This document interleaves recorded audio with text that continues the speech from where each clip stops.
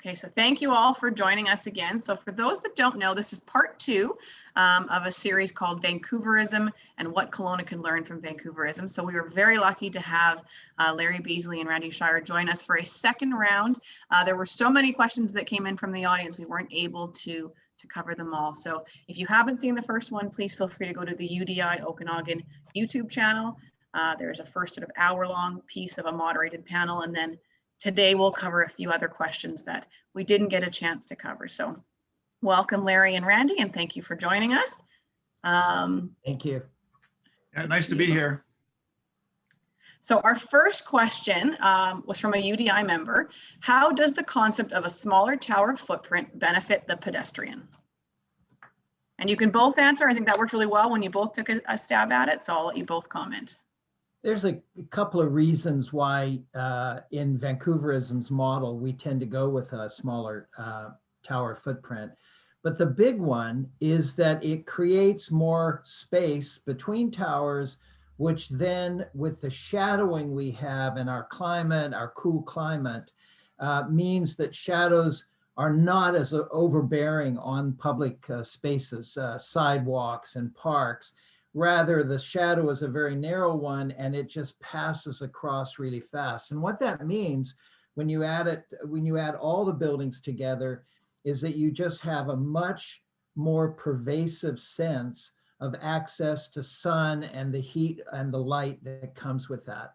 And that's the basic reason. There is a second reason that we found once we started doing this, and that was with the podium being a continuous feature along a sidewalk and the tower then being a smaller footprint, the tower almost disappears for the pedestrian at the sidewalk. And so you can carry very high density without having that feeling of oppression that you feel when you walk along cities where the towers are very huge and very overwhelming to your experience on the sidewalk. And you think, well, that's pretty subtle. But actually, it makes a huge difference on just your comfort, your sense of the scale of the place being simpatico to you. And we found that is true as people walk around the densest part of Vancouver. Yeah. It's interesting, Larry, that you in Vancouver, I believe it was 80 feet between towers is the space that 90 feet, yeah. Yeah. So I mean, that's the key, is really to make sure that they are 80 feet apart. And if one's a little bit fatter than the other one, as long as there's at least 80 feet, it does create this pattern of shadow and light and openness. And you go to some cities where the towers don't have that separation.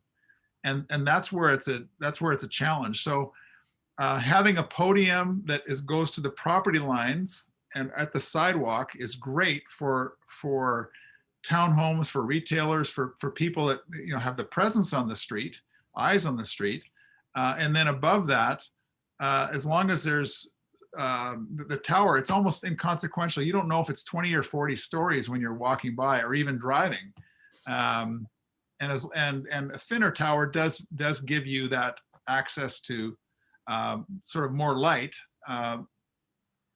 Yeah, that's right. Now, one always has to be thoughtful when you talk about these standards, because there are times when you make exceptions. For example, let's say that further away in a neighborhood, there's an open space. And if you can just keep the tower a little lower, you'll avoid any shadow in that open space. Well, then, okay, then you widen out that tower footprint just a little bit in order to get the right proportion to save that sunny open space. Sure. Well, an urban park in the city would be an example of wanting to do that. Exactly. And then the other feature that became very important, and I'll tell you how we got to the 90 feet separation, was we were trying to establish some privacy, a sense of privacy between buildings. And if you get closer, we did some research, some empirical research, and we looked at conditions in different cultures around the world. And we found that in our culture, if you get closer than about 90 feet, you start seeing visual intrusion into people's privacy. But if you get about 90 feet or more, and it's an intuitive thing, it's not, it's not 90 versus 91, but generally, then people just they ignore one another. They don't really see the details of one another. And so there's just a lot of privacy. And you know what, one of the biggest things that people worry about when they think of coming into a higher density setting and a tower setting is they're going to lose their privacy. They're always going to be kind of in a glass box, and everyone's going to be looking at them all the time. Well, we discovered that once that established and people got accustomed to that, well, that issue just kind of disappeared. Okay, great. So this one I think maybe kind of is a bit of and it's, again, it's another audience question, and I think it's kind of along a similar vein. So the question is, there's been a lot of criticism of the glass spires of Yaletown. Given all the recent announcement of large 40-story plus high-rises in downtown Kelowna, how does Kelowna ensure the aesthetics have a greater lasting impact, or perhaps more diversity than what is often criticized in Vancouver? Well, I'll start. It's funny you say that, because when we've done actual research with people, we found that people are not, they're not very critical of the towers. What they are critical about sometimes is that they say there's too much of one color of glass. And some people are now getting worried that some of the downtown towers, not along Yaletown, but in the downtown, are getting almost too tall. And that worries some people. But by and large, what happened as we were exploring the tower format years ago was that we discovered that, okay, if we do keep them smaller floor plate, if we do keep them decently far apart, that 90 feet, and if we do carve into that the view corridors so we would continue to have access to the views of the mountains and the water, and also back out from those corridors so you don't feel locked in, that mostly people were not too critical of towers. I'm just saying that the actual research, the post-occupancy research, has been very, very positive on that score, because our worry was no matter what we did, it would still be people would say, I'm against high rise, I'm against towers. But we found that that moderated once we started carefully designing those towers as an ensemble, and really trying to deal with the issues that people worried about. And I would add that, you've got the city of Kelowna, and you have the development community, and we're really partners in city building. You need both. And when it comes to a regulator, there's only so many levers that city of Kelowna will have, and city of Kelowna can prevent bad development, but it's difficult to encourage good development because you're dealing with zoning and bylaws and other things that you actually have the teeth for. So I would say that the private sector needs to up its game in terms of, architects, engineers, clients, making sure that we don't just think about utilitarian boxes, but do something that is beautiful for the city. So it's really a partnership. I think we have to work closely together, but a lot of it falls too on the private sector. I think that's right. And what we found in Vancouver through the years was, once we found a regulatory framework that really allowed the public and private sector to work together on design things, that we started getting just much better solutions, and actually better solutions that performed in the marketplace. That what we were actually doing, and this is why I think that ultimately everyone came together, is that we were broadening out the whole appeal of more intensive, diverse living for more people, because we were solving the kind of problems that they worried about. I wanted Lauren, though, touch on another facet of this for Kelowna in particular, and that is, one of the ways that you take development pressure off of some of your existing delicate and delightful neighborhoods of lower scale is that you establish a few areas of higher scale where you can have more development happening. And those are the areas that you would accommodate the towers. You wouldn't have those everywhere, willy-nilly. You put those and you cluster those in certain areas like Kelowna's downtown. And actually that takes a lot of pressure off of the more lower scale neighborhoods that are also a delightful feature of Kelowna as you experience it. And then there's a third thing that we found, which was that mid-rise form is also very important. And that if you can have a kind of a cross-section of higher density in clusters, and around that some lower medium density mid-rise buildings, and then down to the lower scale buildings, well, then the effect of the more massive buildings just becomes less impactful on people. And then what we discovered, and I just love this part, was that the architects just went to town on designing the coolest mid-rise buildings. It goes back to Randy's point about how important the architecture is. In the high-rise and in the mid-rise, when you get really cool buildings, they add to the character of your community.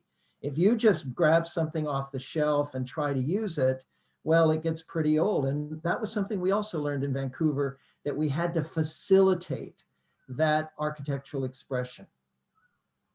Yeah, and I think that kind of goes hand in hand with one of the comments we talked about last week, the idea that there isn't a ubiquitous solution. There isn't, just one thing that you can do, across the whole city to solve the problem. And it even goes to the idea of, retail space and commercial space. And to me, it's that idea of creating nodes, little community nodes or neighborhood nodes, where you've got amenities. And again, those amenities will follow once you have that density, then likely you will get potentially the amenities for them that allow them to not get in their vehicle when they go to the grocery store, to not get in their vehicle when they go to the local coffee shop, creating those pedestrian friendly neighborhoods. But it kind of goes hand in hand, and often it's a which came first, the chicken or the egg, the density or the amenities. And that's maybe one of the conversations that we have. But I think that's an important part, that there's a right shape for each area, but that it isn't a ubiquitous solution.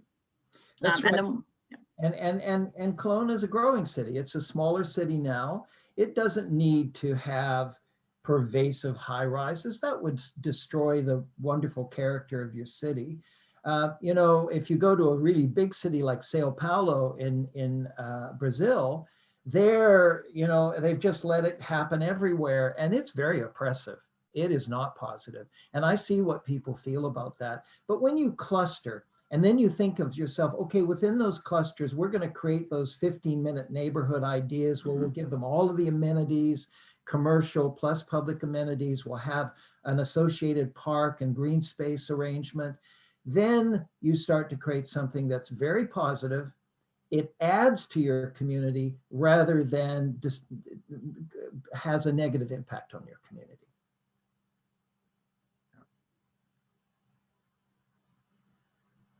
all right, so our next set of questions are about housing affordability. So there was a lot of comments about housing affordability, and sort of, I guess, I don't think it's a uniquely Kelowna model, but I'm curious to see your thoughts on how this sort of rolled out in Vancouver. Is that my sense, having been there, was that when housing first started to be provided in high density, tower form in Yaletown, often cost per square foot wasn't competitive to single family housing or townhouses in other areas. And it's, in my mind, it was largely a supply and demand, is that there wasn't very much of it, so it became quite expensive. But one of the comments we had was, how do high rises serve families when a 3-bedroom condo is potentially more expensive or the same price as a single family home or a townhouse elsewhere? And I'm curious if you guys can comment on that. Randy, why don't you go first? Sure. Well, okay, housing affordability, just the word affordability means different things to different people. And in the continuum of housing, from BC housing, subsidized taxpayer housing for, say, starting with the street community through to families and seniors, there's the public sector model, and then there's the private sector model, which there's no subsidies. We pay the same, we pay all the construction costs, the land costs, and everything else. And so we're providing market housing. There's very few levers that a developer has to bring down price point, it seems like the biggest lever we have is to decrease the size of units and have them more efficient. So within that, what often happens is as we build new market housing, we add to the supply. Because price, if you're thinking of purchase, price is always a demand-based thing. If there's no demand, price is going to go down. So when you're in a place like the city of Vancouver, which had such high demand, and the supply doesn't match it, prices are going to go up. And so today's brand new apartment, yes, it may be not affordable to many people.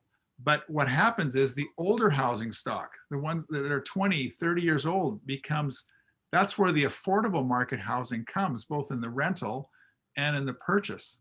It's not necessarily in the brand new builds. It's really hard. I mean, how do you do a brand new high rise with 3 bedrooms that are really affordable for families? It's impossible because just the building code itself, the building code is much more demanding than it was 5 or 10 years ago.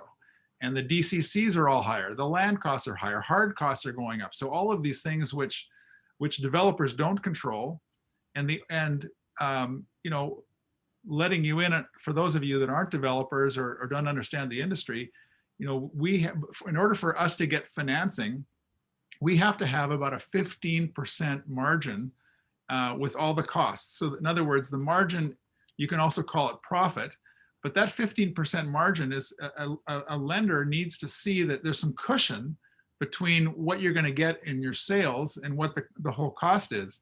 And invariably that 15% gets eroded over time, because what can often happen when you hold the land, there are costs that go up on the soft cost side, whether it's interest rates or DCCs. The hard cost side is labor rates and material supply, like wood. For those of you that are wood frame builders right now out there, the cost of lumber is just through the roof. So we don't control any of those things, and so we have to have a margin, because otherwise we won't get money to build. So that's just sort of the reality of the marketplace. And I'm sure Larry, you know, and I think just one last thing, I think BC Housing right now is just doing an incredible job in Kelowna, with partnering with the city of Kelowna in finding sites to look after, you know, those that are most vulnerable, those that are really on the margins. And often it's the missing middle that's stuck. And, you know, I mean, I grew up in Vancouver, and I know that if you want a single family home in Vancouver, and you work in Vancouver, you're probably having to go out to the valley. The further away you are from the core, the price goes down. So that's the same in Kelowna. The further you are away from the core, you know, whether it's Rutland or maybe Lake Country or other locations, the price of housing single family will decrease. So yeah, that's just the reality of today. Yeah, there's, I want to start my comment by envisioning something that people rarely envision. What do you think housing costs would be in Vancouver, given that we have limited land area and that, if we had had no densification over the last 35 years? If we had not delivered hundreds of thousands of units, tens of thousands of units over those times, and yet we were having the kind of appeal that Canada as a place to live, and with the growing of a new generation, the demand and that's there, that demand has been growing substantially. And if we had not intensified and diversified, I would tell you housing prices would be 5 times higher. And because there is a simple truth of supply and demand, it applies to housing, it applies to your coat, it applies to everything, that if you don't have enough supply and you have over demand, you're going to have increasing prices. That's number one. Number two, I do think Vancouver suffered because we did it so well that we appealed to hundreds of thousands more people than we might have appealed to if we had not done it so well. Because we're in a footloose world, and people are going everywhere in the world to appealing, attractive, safe places. So this housing affordability problem, I want to say in no uncertain terms, people have to understand this.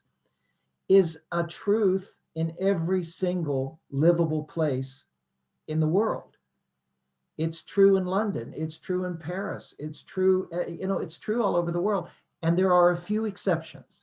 And the exceptions really tell us something about what we need to do. One of the exceptions is Vienna. In Vienna, most housing is built by the government. And so they build a diversity of sizes on government-owned land, and therefore housing prices can be moderated because the subsidies are built in terms of the government's own action. In Rotterdam, most housing is built by nonprofit development companies because when Rotterdam was bombed during the war, they had to develop those companies, put those companies together really fast, and they still really drive the market. And so they plow all profits back in to more levels of affordability. In Madrid, they have a government program that actually works with private developers to build housing and then offer it as nonprofit home ownership. So you buy the housing at a predetermined rate, and when you sell it, you can't get that capital gains. You can get only a small capital gains, but everyone can build equity as they pay off their mortgage and have, and instead of just paying rent. And that's subsidized by the government. The message in all of these cases is that in a very successful city like Vancouver and ultimately like Kelowna, you are going to have the same kind of government, private sector, public sector cooperation and collaboration to develop that housing that we used to only have with low-income housing. Low-income housing, everyone accepted that the market could not deliver that, and that's been true for 50 years. And so we developed a process of nonprofit societies, the development community, and government investment delivering low-income housing. Well, now we have to do that to develop secure middle-income housing. And every one of those cities are telling us, unless you put together these new kinds of collaboration, you will have a huge housing problem. And there is one way to solve it. One way to solve it is make your city a terrible place where no one wants to come to your city. But I don't think we want that. I think we do want people to come, and I think we do want people to see, and we want to build a place for the people that, a nice place for our people. And so we just have to be smarter about the whole delivery model of housing. That idea that Randy expressed that, pretty much it's been left to the market and those prices are unavoidable. And then there's one final thing I would add to the equation. Here's something we discovered in Vancouverism. And that was there is one portion of the marketplace that's kind of hidden. And that portion is called the speculator. And the speculator is the one that wants more for their land than a developer can pay or anyone can pay. And I'll tell you, the worst speculator I've ever met was my grandmother. She bought a house for $12,000 in 1954. She wants $2.4 million for her house now, and she's not even improved it. She's not even kept the lawns up. But because the zoning says that there can be higher density on her property, she wants all of that. So if she gets it, the developer cannot afford to build.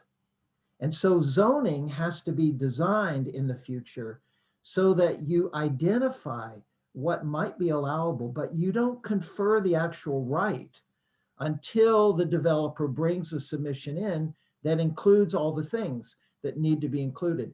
And so then when a developer goes and talks to my grandmother and she says, I want 2.7 million, the developer will say, okay, well, why don't you build a social housing piece? You invest back in that if you could, please. And why don't you do this? And why don't you do that are required from the city? And maybe you should pay the DCCs because, if I pay you that price, I can't afford to do that. And the situation has moderated, even in Vancouver, that situation has moderated land costs at least enough that we continue to have a development process, because it kind of edits the speculator out. And you know what? We're all speculators.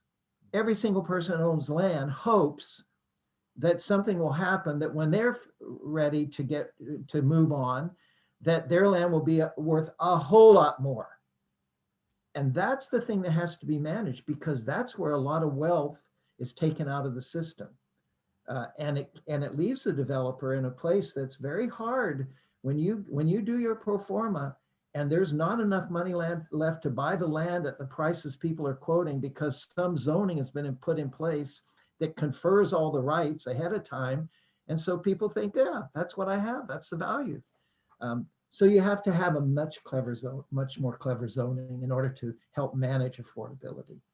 I'm going to piggy off of that with a comment that wasn't a question, but I'm just curious. So one of the things we've talked about in previous sessions with UDI about missing middle is this idea of sort of the lottery winner, that if you happen to live in one of these neighborhoods that gets upzoned, and it spins off of this, that all of a sudden that land becomes, so expensive that no one can afford to develop it, but you are perceived to be that, oh, I didn't do anything, and overnight my land doubled in value.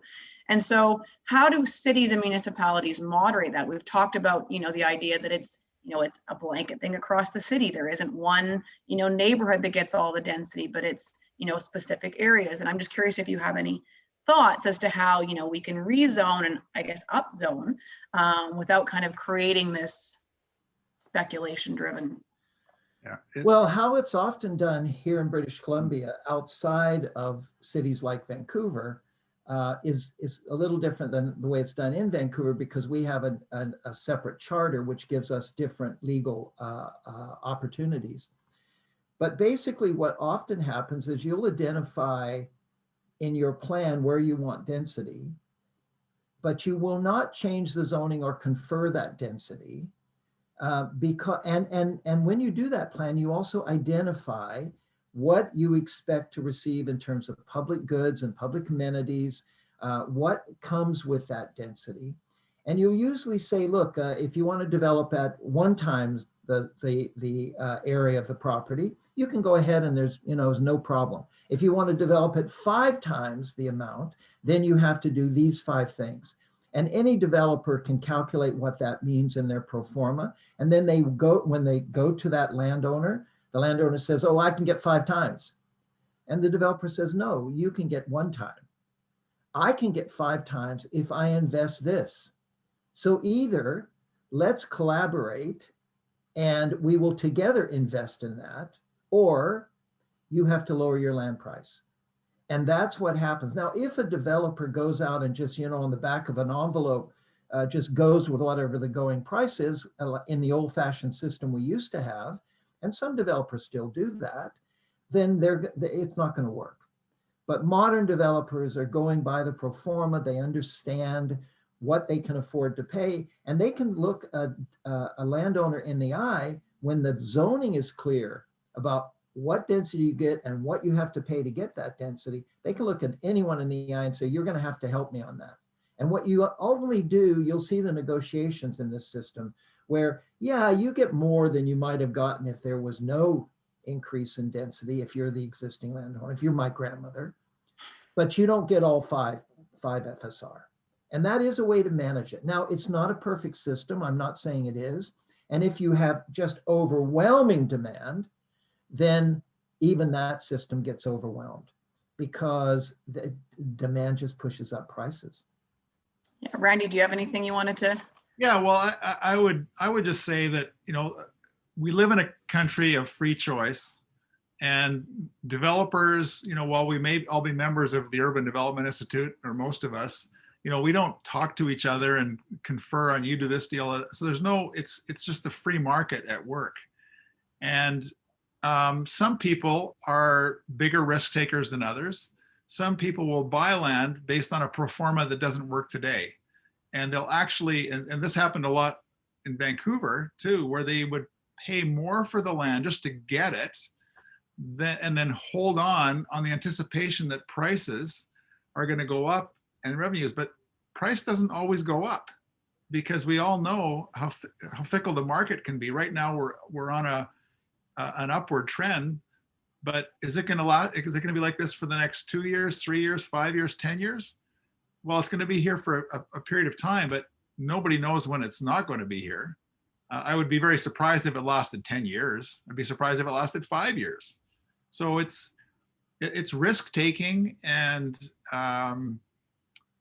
we've also found that little old ladies who own land, it doesn't matter what I might say to them in terms of trying to negotiate. They have a price in their mind, and they'll stick to it, and they'll wait till the market meets them. So it's very inelastic. Like it's a slow moving price, is just a slow moving thing. And if you were to buy it and say develop it in 20 years, yeah, it's going to be a good deal, because over 20 years it's generally going to be worth more. I mean, that's just the way real estate is in a place like Vancouver or Kelowna. Kelowna is landlocked. We have ALR, which I think should be preserved. It's a gift to the future. It's a gift to agri-food and wine and everything else. Let's keep that untouched. But we've got mountains, and we've got a big lake, and we've got rivers. So we have to, the only way to grow as a community is to go up, not out. And of course, the city agrees with this. The residents of Kelowna agree to this. And while there will be some more single family subdivisions built, I don't think that the supply will be able to keep up with the demand, and prices will still keep going up. So by the way, Lauren, I wanted to have just a moment to support what I think the chief planner is trying to do in downtown Kelowna with the shaping of buildings and putting some parameters to that. I know the planner is now engaged with developers and to find the sweet spot that actually works to achieve the objectives and also have developability. But the mere fact that the department there is paying attention to the massing of buildings as they begin to densify is a very positive thing, because that will give you a chance to deal with all these issues that limit the public's interest as consumers in shifting to that kind of living. And this is the key. This is not just about making a more amenable city for everyone. This is also about widening the market of people who are prepared to want to live at higher density. They've spent their life in a single family home, and all of a sudden they go, oh, wow, if it's really livable and I have access to all these amenities and I can forego the commuter trip every day, then it's just a positive thing for my family. It's not that I'm doing good for the world, it's just a good thing for me and my family. And that's what that planner is trying to do. I've not been anywhere in close to that process. I've just heard about it, but trying to do that to shape buildings so that they not only yield what they need to yield for the development, but also yield what they need to yield for consumers and the public in general, and then adding the social infrastructure and the park system and everything. What that planner is trying to do is to create a neighborhood that is as appealing as a neighborhood as the best developer's building is as a building. And the combination is magic. Okay. So we're going to talk about COVID because there was quite a few questions about COVID. Sort of a general one, does Vancouverism and the idea of, I'm guessing busy streets and, public realm survive the test of time, stand the test of time, given recent societal changes like the pandemic, social distancing, and this move to a more work from home model? And then they've also indicated an anticipated reduction in personal vehicles. And I think, yeah, I'll leave it at that and let you guys comment, but. Well, as a matter of fact, I've done a bit of a review of this recently, and what we discovered was that it was because of Vancouverism and the transformation of the city that resulted that we were way more resilient to the pandemic. Now look at it very simply. If I used to go to my office downtown, but I'm now in my house somewhere in the suburbs, I'm very isolated. I have no access to people, I have no access to services, etc. If I'm living downtown and I'm working at home, I'm pretty much in the same place. And I enjoy an infrastructure right within a few minutes walk of everything I need. I live in downtown Vancouver. Well, everything's convenient to me. Everything is safely delivered. By that I mean that the food store has taken precautions. The pharmacy has taken precautions, but it's literally 3 minutes away. So I can work, I can live, and I have everything within a few minutes walk. We social distance, but it's not hard to social distance when you have wide sidewalks. We've added a little bit more of public realm. For example, we've closed off a few streets and had cycling lanes added. And those are things that have enhanced it. But I think I have a much more, as an individual, I have a much more supportive environment than if I was isolated out in a single family home somewhere for months and months and months on end. You know, you have to separate emergencies from normalities. And at the beginning of an emergency, the best thing we all did was try to get as far away from everyone as we possibly could. And yes, staying at home and driving your private car was a convenient way to do that. But after that goes on for months and months and months, you start realizing that there's other things that you have to do in a new normal. And that's where Vancouverism really comes into play in a very positive way. And we begin to understand, consumers are saying that as well, that we haven't seen a mass exit from higher density areas. We've seen consumers say, yeah, this is working for me. So we've had 1 year of COVID-19, and it's really impacted a lot of people. I know anxiety, depression, suicidal thoughts. I mean, it's been very impactful for the mental health of people. But like Larry, said, we moved into our apartment downtown Kelowna in May of last year, so during COVID, and we don't feel isolated. We're out walking every single day. There's people, when the skating rink was open, they're out skating. There's walking along the seawall, through the park. Bernard is busy, the restaurants and cafes, everybody's social distancing and, generally behaving well, but you don't feel a sense of aloneness. You feel a sense of togetherness. So high amenity places, I think, will still be attractive. Last week, I was part of a conference and I saw the chief economist for CIBC kind of give his predictions. And he showed pictures of the year 1919, which is the year after the Spanish flu pandemic. And the Spanish flu pandemic was far worse than the COVID pandemic. And everybody they were isolating.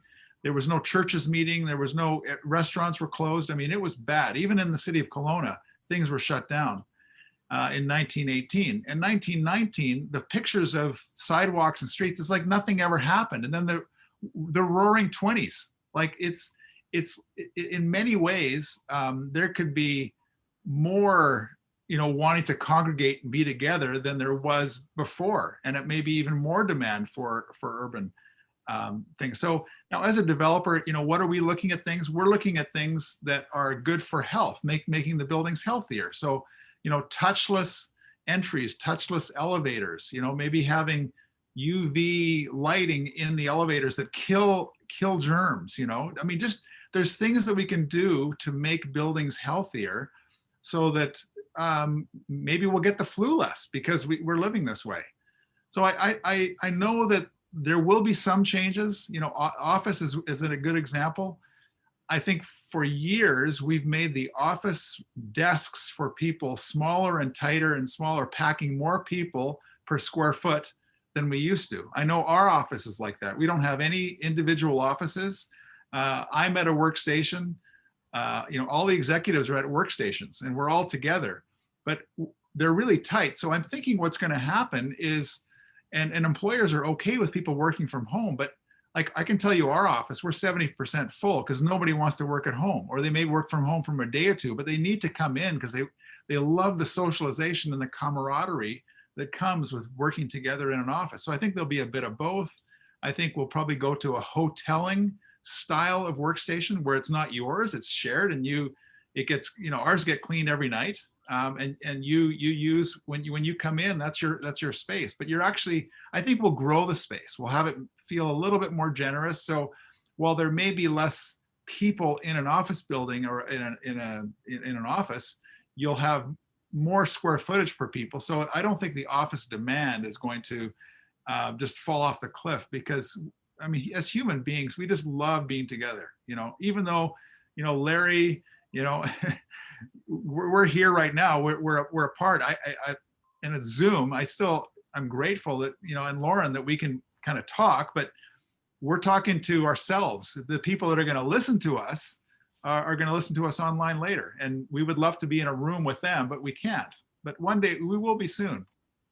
One thing that is going to happen, I think, is that housing is going to start having what I call the cockpit. It's going to start having in-housing, whereas, you have a dining room, living room, storage area. You're going to now have a cockpit, and it's going to be a digital cockpit so that you can do what we're doing now. I don't think we're going to go back to not doing what we're doing now. It's just that it's going to be an integral thing. You won't do it all the time. You would go crazy.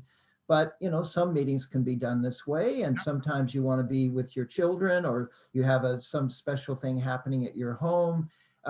Over the long run, what's going to happen, it's going to allow our cities to be more resilient and to accommodate more as they grow, because there'll be less use of mobility, less transportation. But that's simply going to open up for the growth without as soon having to make some of those big investments in that transportation.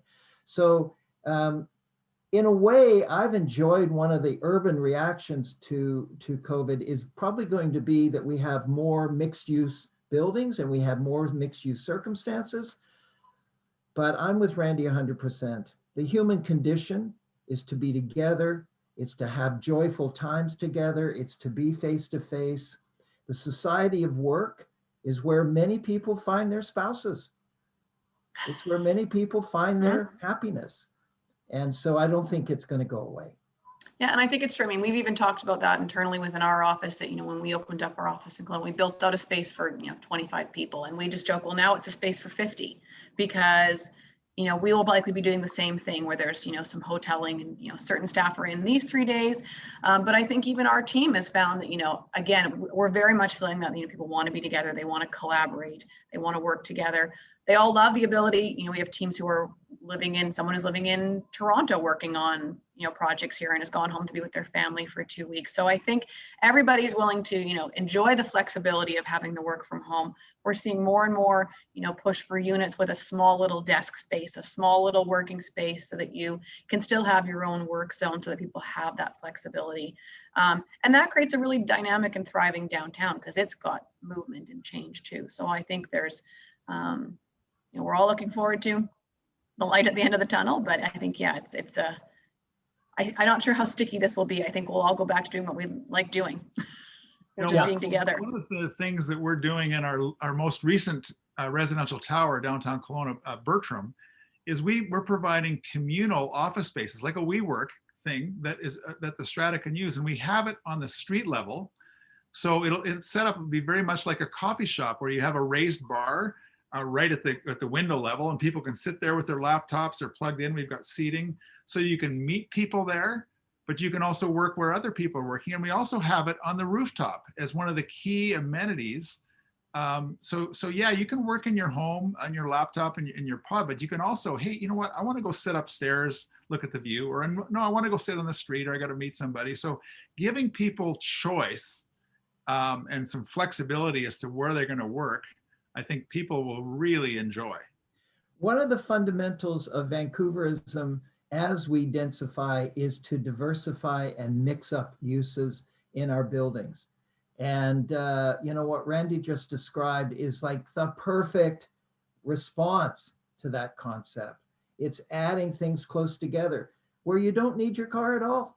Mm-hmm. I've had a car and I haven't actually driven it for months, and I'm thinking, why do I need it anymore? And so that's what really happens in Vancouverism, and that'll be good for the more intensive parts of Kelowna. No, it's not going to take the place of delicate, lovely neighborhoods that appeal to some people. The great thing about a city is to widen choices, not narrow choices. And that's why you want all kinds of neighborhoods. Okay, great. So the last two questions we have, I guess, would be personal vehicles. So how do we see downtowns changing as we move to more a reduction in personal vehicles and autonomous vehicles? And in Kelowna, we have, I won't say it's a unique, but because of the water table, we often see parking being built above grade. And so how do we mediate or push for, potentially change or, better downtowns that allow for some vehicle traffic and allow for, for vehicles, but are also prepared for potential reductions in vehicles later. So I'll let you both comment on that one. Well, maybe I'll start a couple things. I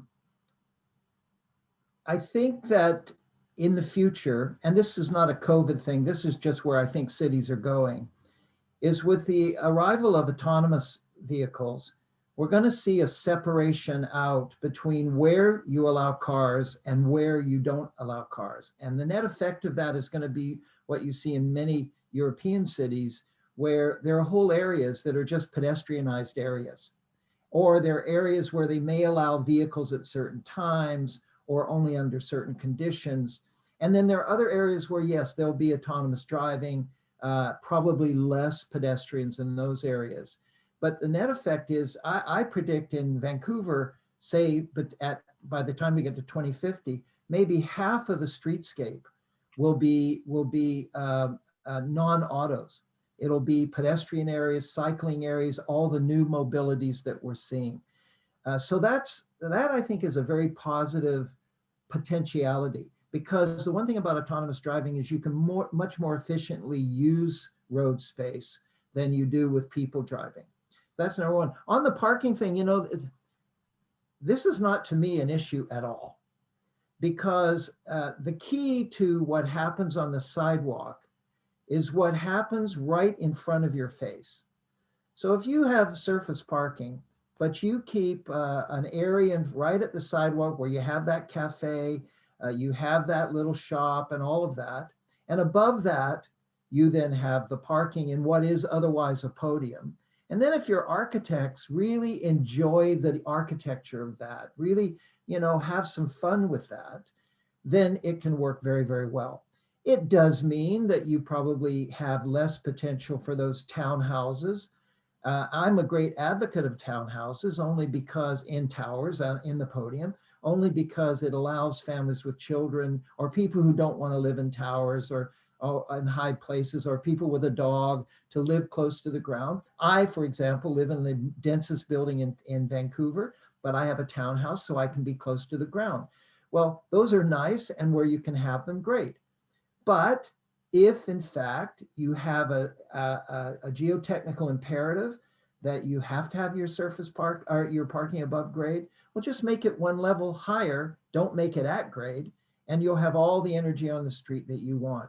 And actually, very few people will, if the architects do their job right, will even notice that there's parking up there. Now, if the architects leave it all open so you can see the front of the cars, and if it's all dull and dark, during most of the evening and all of that, no, it doesn't work very well.